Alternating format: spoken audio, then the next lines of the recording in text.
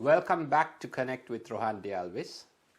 I have with me someone who is both a medical consultant and a professor. He's a consultant at the Royal Free Hospital in London and a professor at the UCL, which of course is University College London. He's a proud product of the Faculty of Medicine in Colombo, where he obtained a first-class honours MBBS, was placed first in his year with 8 distinctions and an impressive 10 gold medals. He completed his MD in internal medicine and trained in clinical immunology at the John Radcliffe Hospital in Oxford. As a Commonwealth scholar, he did his Doctor of Philosophy in molecular medicine at the Weatherall Institute at the University of Oxford. Now let me stop there, as his impressive achievements are quite long, so you can read them all in the description to this program. Professor Suranjith Seneviratne, greetings and a very warm welcome to this program. Thank you very much, Rohan. Thank you. Yeah, good to have you here on this program today.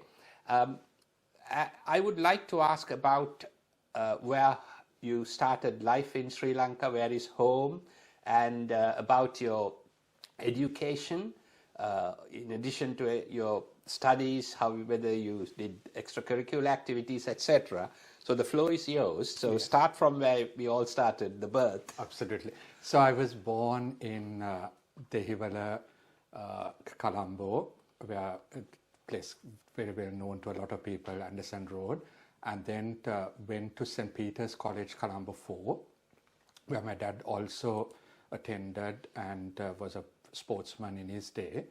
And I went to college at St. Peter's. So you had your education at St. Peter's College, Colombo 4. Right. And there I think a lot of the time was spent, in addition to studies, doing a lot of sort of cricket. I was very involved in cricket and from right throughout the ages, from under 12 to first 11. So you are very much a keen cricketer, not Absolutely. Just a fan. Absolutely. Right. Really involved in I've played a lot of cricket. Because my dad was a sort of mad on cricket. And right.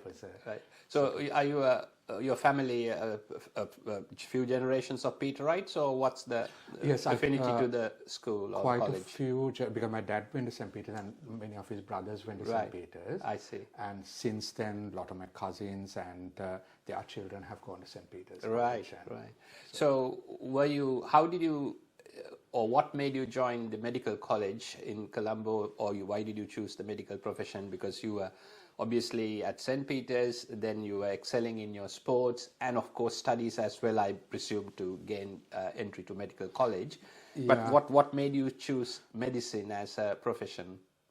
That's a good question, because I think from a small age, there was one of my GPs from long ago, Dr. Walter Jayasinghe. He was a GP in Sri Lanka, now he's in the States. I mean, I think I was really fascinated with how we treated patients, and I was quite small at that time.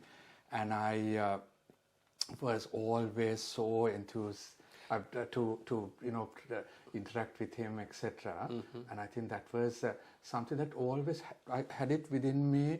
I would like to do this, but I think at one stage I was so involved in cricket, and I think there was no hope that I would ever get into medical school, because it was just only cricket and playing a lot of cricket on a sort of a daily, weekly basis. And I'm happy that I did that, because it taught me a lot of aspects about how to teamwork, how to take sort of winning, losing, that you can't win always, losing is part of the process. And I think it built up the sort of a repertoire for future life. I think it's interesting, the point you are making, because cricket is a team game, but individual play is important, or contribution by the individual, but it's the teamwork that is the foundation behind the game, and that also helps in building a person for society and for the future. So that's good. So how was life at the medical college in Colombo? I mean, what was it, a big difference from St. Peter's to the medical school there? Yes, so then I think I was playing a lot of cricket, and then I realized that I have to now carve a career for myself, and that was an important aspect at a certain stage in life. You know, you have to Sure. sort of carve. And then during medical faculty, the issue that occurred was that we were out for 3 years because of some national issues. This was during the JVP rights, yes, etc. exactly, That period of time. So how did the whole batch, did they continue, or were you all studying from home, or how did that happen with the disruption? No, there was no sort of internet studies or anything, unlike in COVID time. Mm. So it was, I mean, I did not have, at that stage, my family did not have the money to send me overseas to sort of do any other career some of my batchmates went through. And then what happened was we were doing just bits and pieces of things, and that's the time I decided, I mean, which a lot of people don't know, because many of my friends were doing CIMA, and I had to get some career, so I just went for the classes and completed that because I really was uncertain whether we will start medical faculty again and whether I will be a doctor. And then when medical faculty started, I went back to that and I forgot about so have you part qualified as a CMAS? I did all the exams. All the exams. All the exams, and I didn't work as a, but I did the exam. It was an interesting period because I think it was a lot of rote learning there, and you know, you were taught a lot of things, and because a lot of my friends were doing it, I just got involved in that. But when medical faculty started, my first love was medicine, so of I course, went back to medicine. And so once you qualified, you know, with flying colours at the MBBS exams, etc., did you join the government medical service there? Or? Yes, I did. I did my internship at the Prof Unit in Medicine and Surgery, that's Professor Sherif and Sherif Dean. And then I worked in the blood bank, a lovely time at the blood bank. Before joining I became a lecturer in medicine at the University of Kelaniya. That was based in Ragama. The medical faculty was based in Ragama. So I was there for about 5 years before coming to the UK. Right. In UK to do my PhD. So when did you come over to the UK, It was Suranjith? 1999. Oh, I see. So the last century. Well, that's the last year in the last century. Yeah, I see. And then from there, you have post-qualified and then stayed on going on to become a consultant at the Royal Free. Yeah. So what's your life like at Royal Free in London?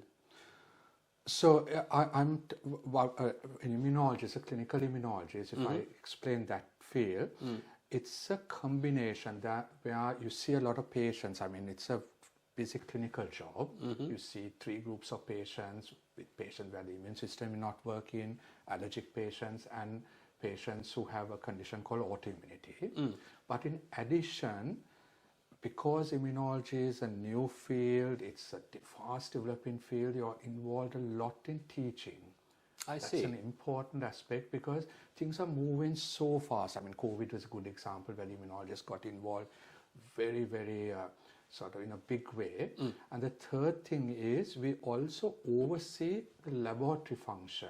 That is, you don't actually get involved and do the thing, but you have to have a person where the general doctor can speak about the significance of the results with somebody who also has a clinical background, that is a patient background. So that liaison job is there, and then finally it's the research projects, because we are quite involved in a lot of research, and that's where I use my knowledge from the UK, what I gained from the UK, to take it back to Sri Lanka, because in conditions like dengue, leptospirosis, and the condition that really affect Sri Lanka, you can use the knowledge that you learn, again, allergies in Sri Lanka, use the knowledge to translate and try to sort out some of the problems that are found in patients in Sri Lanka.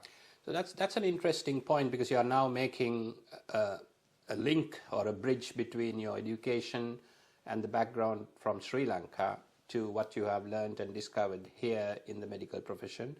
and linking it to certain tropical diseases like dengue.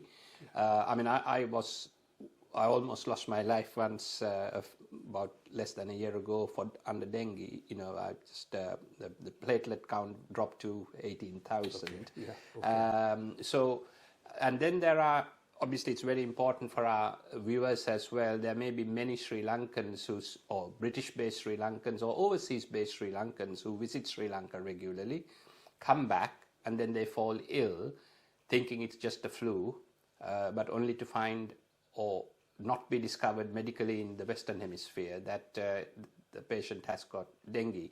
So what advice would you give in general, of course,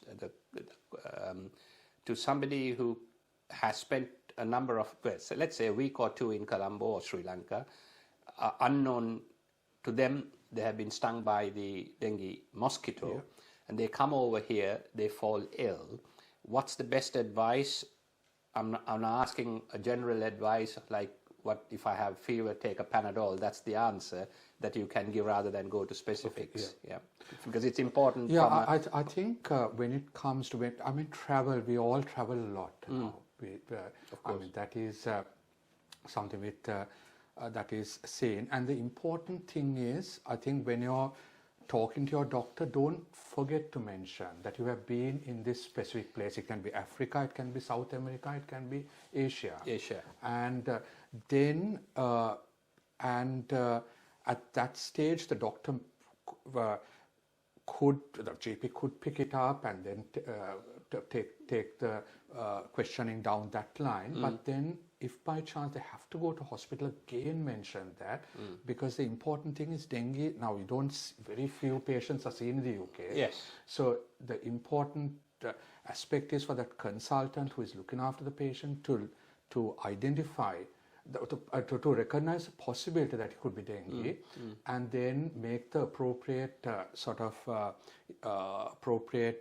phone calls, etc., to get advice on how to manage that patient. This is a very important life and death piece of advice, general advice, no doubt, because it's not just for Sri Lankans. The message goes out to all our viewers, whoever is watching outside of Sri Lanka, whether they go to from a tropical or subtropical climate coming back to the United Kingdom or even the United States, because most of the doctors here, both the GPs, general practitioners, as well as those at the accident and emergency A&E, they need to be told, as Suranjith mentioned, that I have been to Sri Lanka or India or Venezuela or wherever, or the Caribbean countries, that you just return, because then they will then understand to explore that background of the possibility of a mosquito based disease such as dengue. So that's a very useful piece of public service information. Thank you so much for that, because it's very important to spread the message on this type of program for our viewers.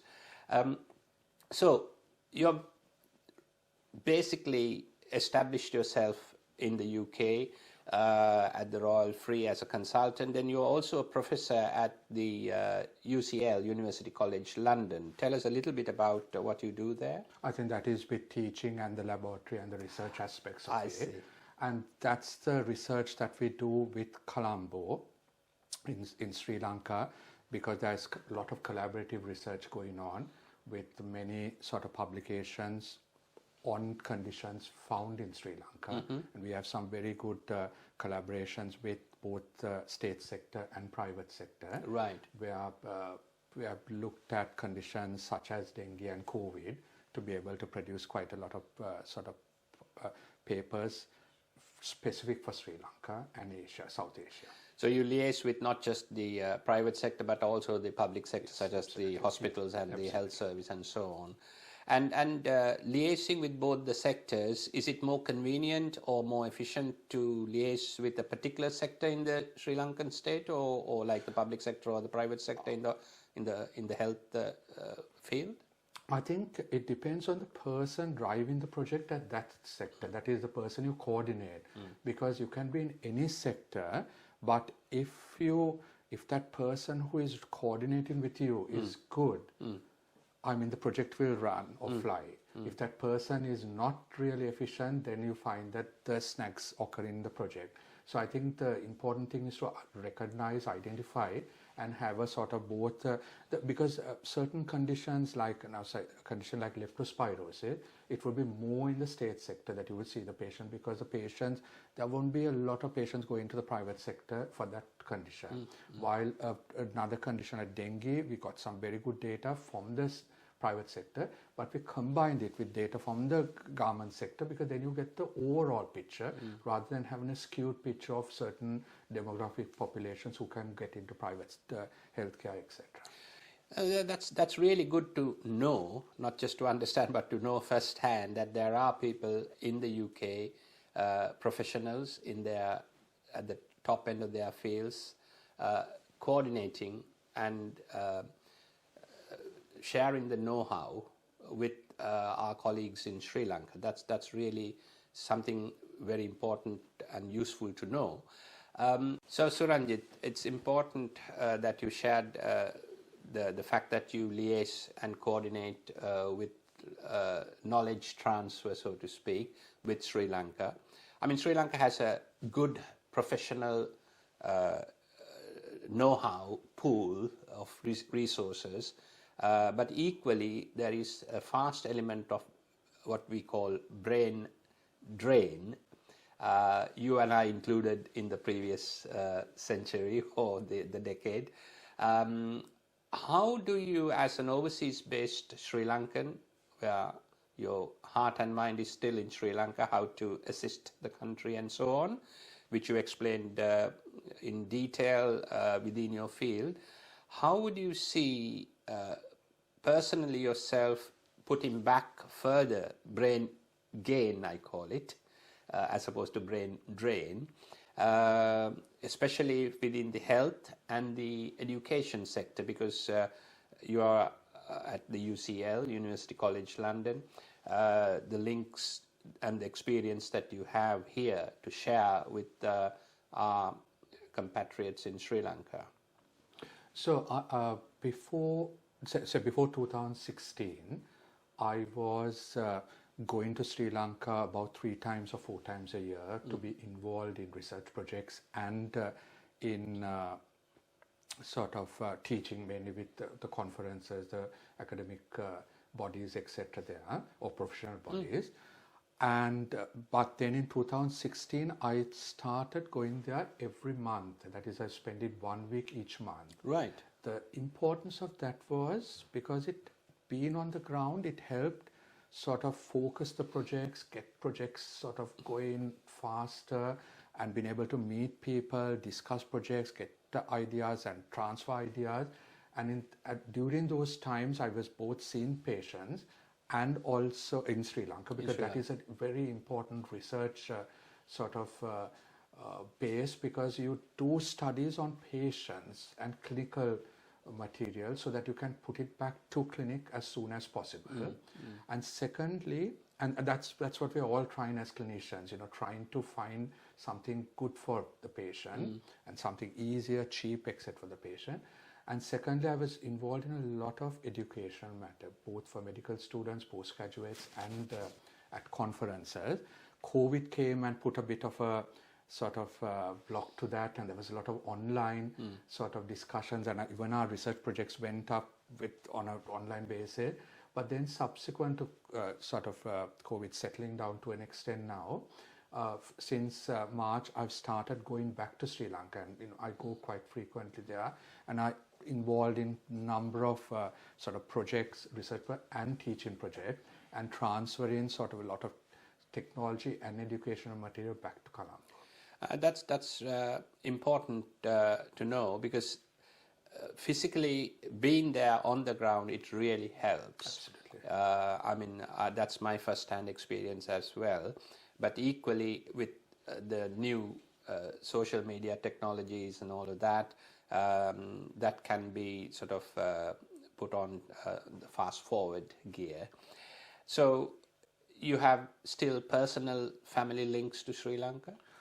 Yes, I mean, I was an only child, and my mom got spread out. My dad has died, and my mom is in Australia, so I meet her a few times in Sri Lanka. Halfway point. Halfway point. Yeah. And so my wife's mother and brother are in Sri Lanka. So that way, and then I have a lot of cousins and friends, lots of cousins. The family network is still intact in Sri Lanka. Now that's another thing that the fabric that we had in Sri Lanka, the social fabric, due to various reasons, both job opportunities and economic climates and all of that, we're losing that social fabric. But that's I'm afraid a fact of life.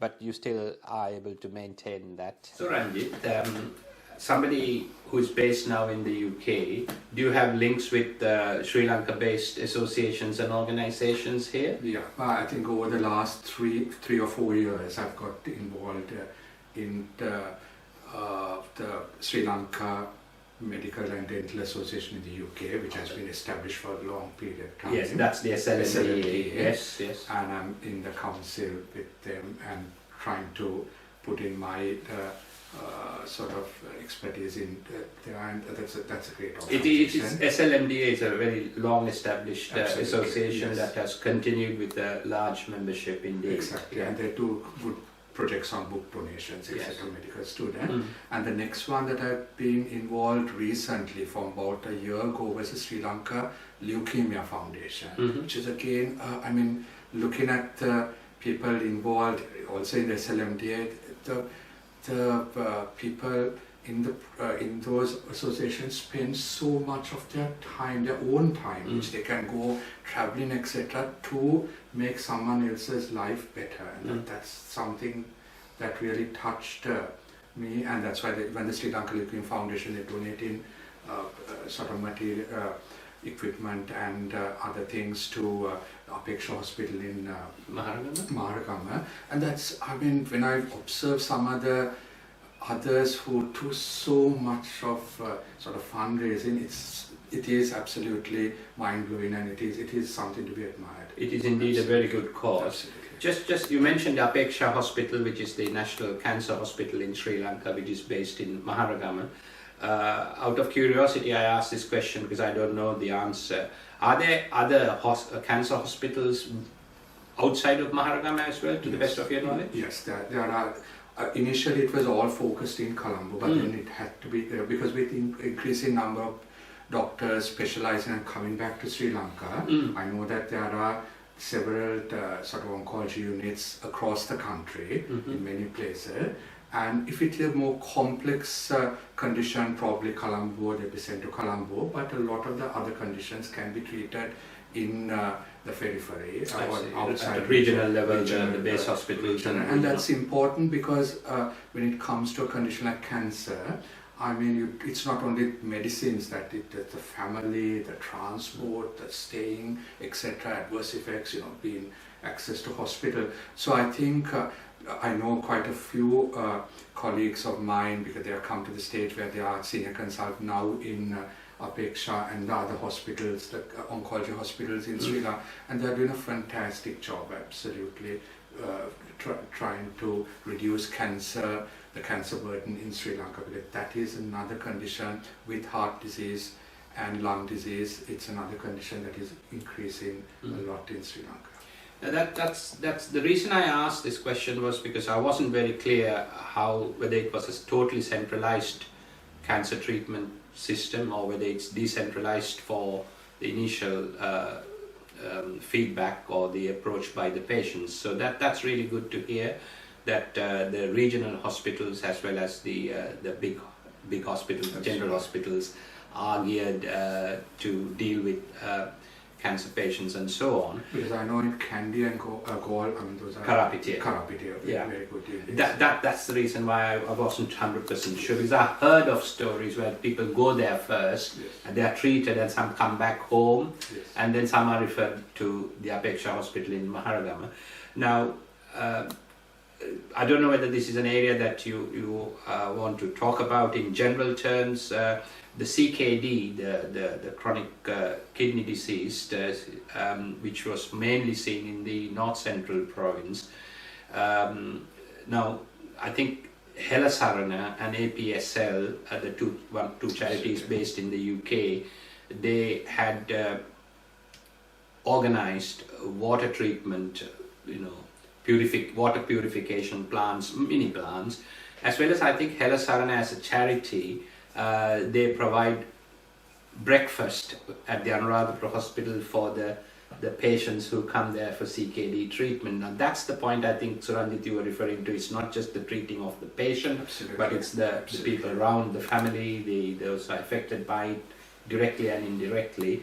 And I think transportation from very far areas, even to a place like Anuradhapura, by bus, to come for a 10 o'clock appointment to see the consultant or the medical doctor, they have to get up at 2 o'clock in the morning, and then they leave home without breakfast or any and then when they come to the town, that's another 100 or 200 rupees minimum. It's more now.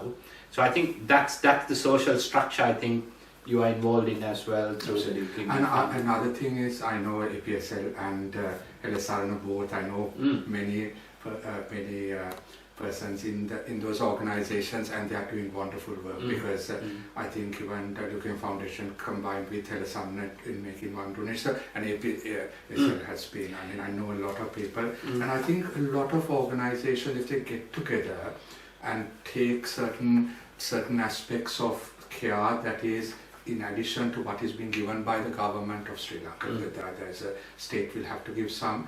I think ultimately it will improve the quality of life of that patient. I think that's what different people will be doing different things and coming at it from a different angle, but all will be doing net positive things. I think it's important that the message you are beaming out to our viewers, including members of various associations, this is not a call to amalgamate into one association, but keep your associations, hopefully they are multi-member associations, not just one or two members creating an association, but they are multi-member associations, and they can work across. I mean, these are the examples that we have given, where a number of charities and non-charitable organizations based in the UK working across.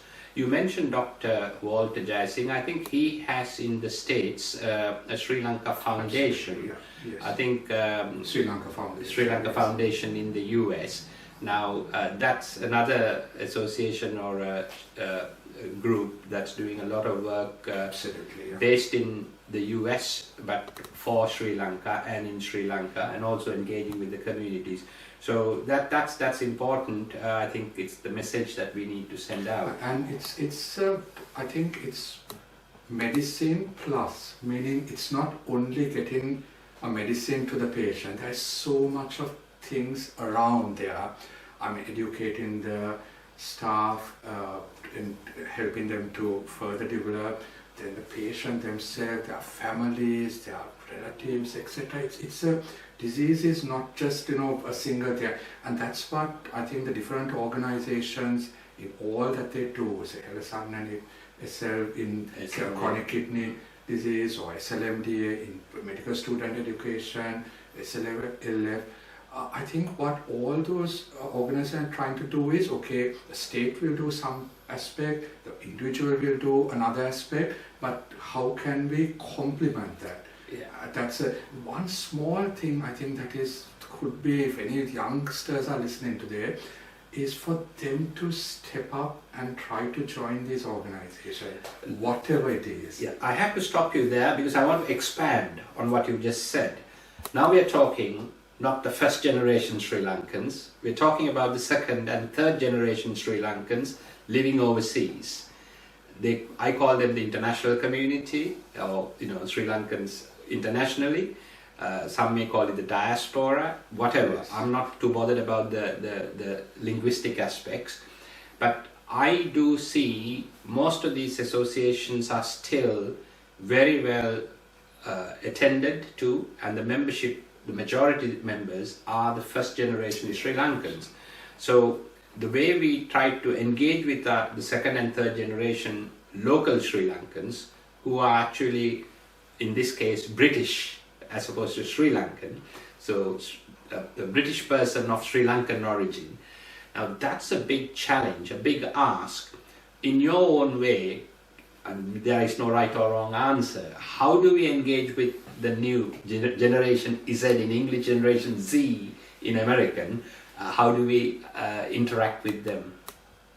So I would say it in two ways. Number one is you have those that go into, say, if it's a medical organization or linked to a medical organization, you have the people who are doing medicine. But then there are others who are in other fields, I mean in marketing, in economics, in etc. And just showing them of the benefits, the social benefits that are coming across with regards to the country of their origin. I mean, their parents' origin, they may have gone there on holiday, etc. And once they recognize the net positive, and it's in case stories. I mean, you can't get them to give them a lecture for 3 hours. It's some case-based thing to show what has been done, and in sort of pithy sort of messages to them. And then they will bring in so much because they know they are the new generation. They know how to get things done from an electronic sort of IT perspective, etc.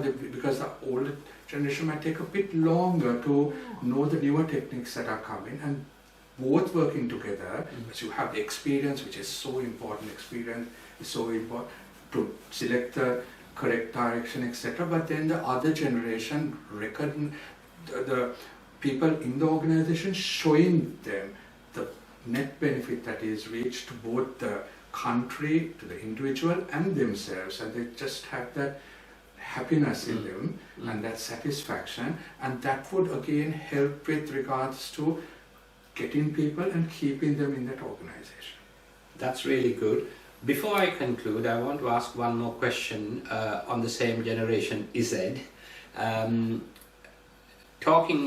Somebody watching a young person aged 16 or 17 hoping to do or doing his advanced level examination equivalent wherever, in the Sri Lanka or the US or wherever, it doesn't matter, but we're talking here in the UK, and also perhaps Sri Lankan parents who want their children to continue as professionals.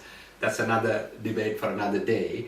But what practical advice would you give the parents of young children or a 16 or 17-year-old young boy or girl watching this program about the medical profession in general? Because we all think once you become a doctor or a lawyer or engineer, life is fine. It's not. The reality is different. But the prospects, etc., in summary, please. So firstly, I would encourage, or sort of my advice to parents is, let your child do what they like. Because if you do what you like and have a passion for that, when you get up in the morning at the age of 50 years, you have a liking for that. You go to work with a spring. You don't, it's not a chore that it is there. And then if they really like medicine, encourage them. Get them to experience medicine. Go for clinics. It's not only clinics, but go to the community, work with the GP, go to a work shadowing, that sort of thing. Absolutely, encourage, because some of the persons may want to do medicine, but when they start experiencing that, they may say, no, this is not for me, and they will thrive in a different field. And that's an important thing. Just because a parent wants a person to do medicine doesn't mean that the child should be, because they will not excel in that field, and they'll be frustrated at a later stage. But once they get into medicine, I think everything should be taken as a sort of, you're trying to do the best to the patient. And what I try to do in a clinic is, every patient can teach me. Sure. Every person. Because every person has a different presentation, and don't take it as you're seeing 10 patients in clinic, when can I finish the clinic as soon as possible? What can I learn and what can I put back? And that's an important aspect that I would say, encourage in your children. This is important. It's not a job, it's a profession where you dedicate to your, in this case, to your patients, and it's not a 9 to 5. That's very important, and you must have the, as you say, when you're 50 years of age, when you get up, you want to go and serve the patients. that's really fascinating and very. I'm so thankful to you for that valuable practical insight into both the medical profession in general, as well as what you're doing in Sri Lanka and the work you do here. Long may it continue, Suranjith. And I thank you for coming down to our studios today to spend 30 or 40 minutes with us, sharing by way of public service broadcasting, so to speak, the information you have. Thank you again, Suranjith. Thank you very much. Thank you.